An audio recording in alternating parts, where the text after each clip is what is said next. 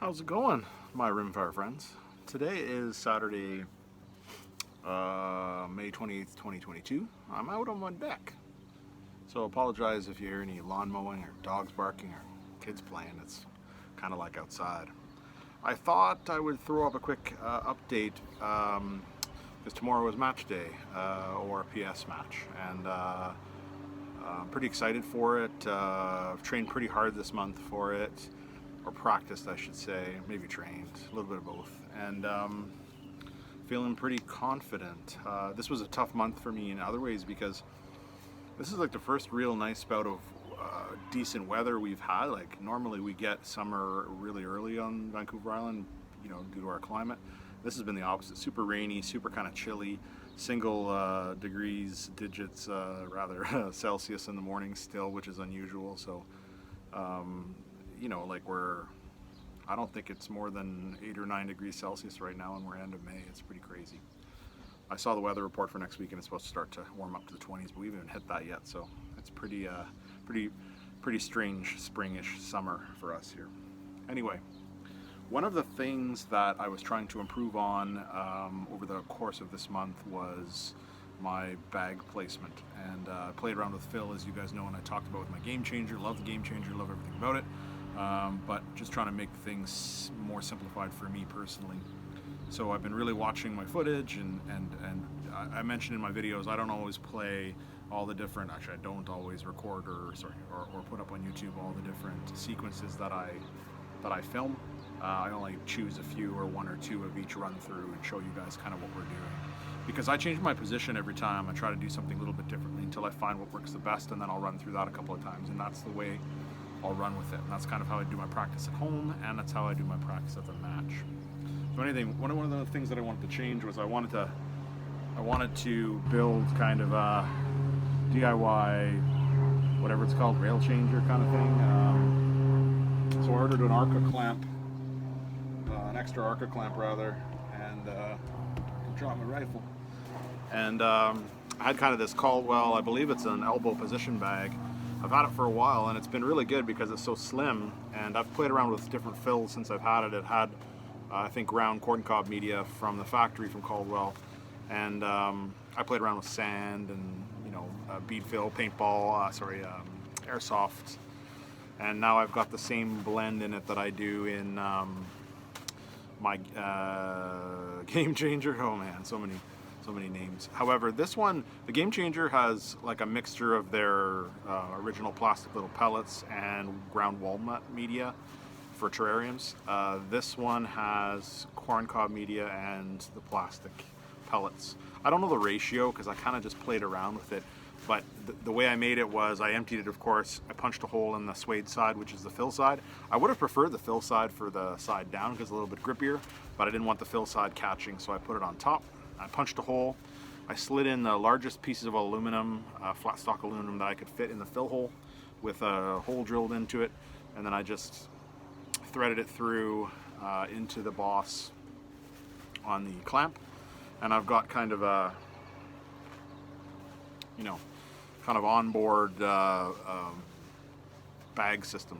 This has been important to me because not wanting to fool around with different bags to get used to certain ones, this bag is kind of a good choice for my height off certain things. Like I mentioned, I struggled on milk crates, 3 milk crates for example, because the height is off. And so the ideal height for me is with no bag pretty much, but I can get away with this one with kind of this light fill. Otherwise my rifle has to rest flat because I can't get the height, just I think because of my stature. So this will help. This will also help on rungs of a ladder, fitting in between, not to knock my scope. The Game Changer fits, and even different sizes of Game Changers will fit, but they're still taller than this. So this gives me the advantage to kind of sneak in, and it's quite flat and stable.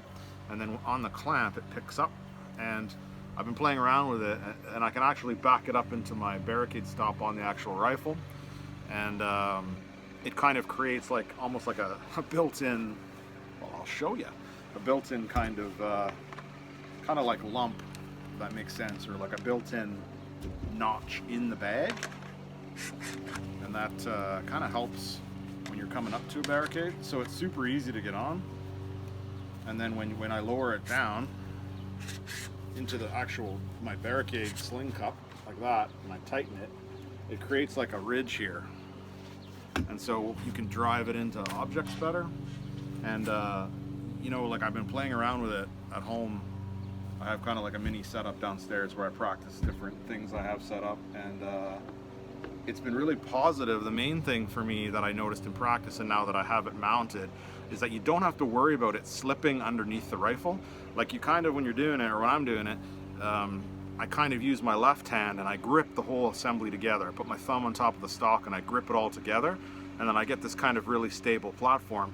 But like if you're pivoting or moving or trying to adjust, the bag creeps and everything moves on you. And you know, you can fine tune fill and you can play with things, but it's definitely something that, from my experience, mounting it on the rail, not in every situation, don't get me wrong, it's not going to live there, but it takes away one thing I have to worry about. I don't need to worry about clamping it so much because it's all kind of integral, right? So I might have to just put my thumb on the actual bag and on whatever it's sitting on. It's one less thing to worry about. It's also handy for stages where you need both.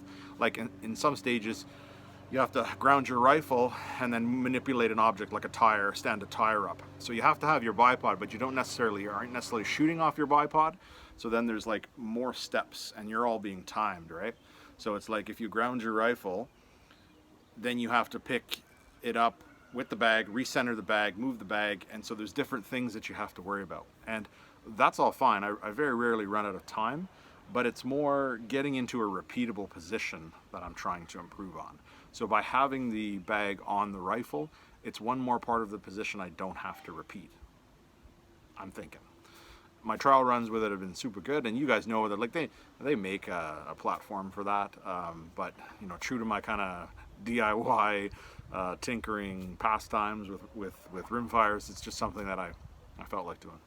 I'm less than 20 bucks into the project. I bought a little bit heavier duty of a clamp this time, although it doesn't seem any more heavy duty than my other ones. It just seems stiffer in the actual turn knob. Sorry, you can kind of see my Loctite in there. I've Loctited it on just recently, actually a few hours ago, because I'm set on the fill. I didn't want to, you know, do it until I was 100% sure. And like, it was a super simple process to do, and like, these bags are cheap. I haven't seen a flat, like, non-brand name one like this, so this would be the cheapest option I could find, and I happen to have one. I think you can get these Canadian for about 40 bucks on Amazon still, and I would most certainly buy one again. I used it for a long time as an elbow pad, and it's a very comfortable bag. Although I think their choice of media, 100%, I think it's corncob, ground corncob wouldn't be my choice. I would rather have the plastic fill so it conforms better, because you would definitely want to pocket on your elbow. The same is like when you're shooting off something. Oh, I got a piece of wood over here. Hang on. When you're shooting off like something that's like that, you want it to be able to, you know, conform reasonably well, so you can push and load the rifle like this, right? The same way when it's flat. You see how it's conforming down here? That's what you kind of want. And then when you get on top and you bear down, it creates like a surface. And that's what I was talking about with the barricade stop, because it'll bunch at the back and it'll give me a bearing surface, and protects the mag and stuff like that at the same time. So that's kind of my theory with this, and we'll catch it in action tomorrow. I think I'm going to play around a little bit more with the fill today, now that I'm kind of really close to what I like. Although nothing will, you know, prepare me 100% until I actually get it, you know, in a couple of matches and kind of see. But bag fill is something that I've been playing around with quite a bit, so with my other one as well. And so I think it's kind of good to have an assortment of bag fill, if that makes sense, because you get to try them on different objects. Because I think in our type of match, or an ORPS type matches, the objects or the barricades you shoot off of are very similar from match to match, just kind of a variation or a height difference or a distance of the same. There's nothing very unusual. But CRPS matches, which I'm planning to shoot soon, are different. You get kind of different crazy things here and there, so that would be a little bit of a challenge. But if this works in an ORPS match, I think for a couple of different ones, whereas all the objects are pretty much the same, it'll probably be good for every single ORPS match ever. The difference is whether or not it would be a universal thing. So it's fun to try them shooting off different things and different sized chairs, and and I find myself trying it all the time, you know, in the house off different things that I can find, just to kind of play around with what works for me the best. But anyway, I'm going to drop this one here. We're going to catch this one in action tomorrow, see how it does, I think, unless something catastrophic happens with it later in my practice sessions. But we'll catch it in action tomorrow, and I will check in with you guys tomorrow. But anyway, I leave this one here. Any questions or comments, leave them below. If not, thanks a lot for watching.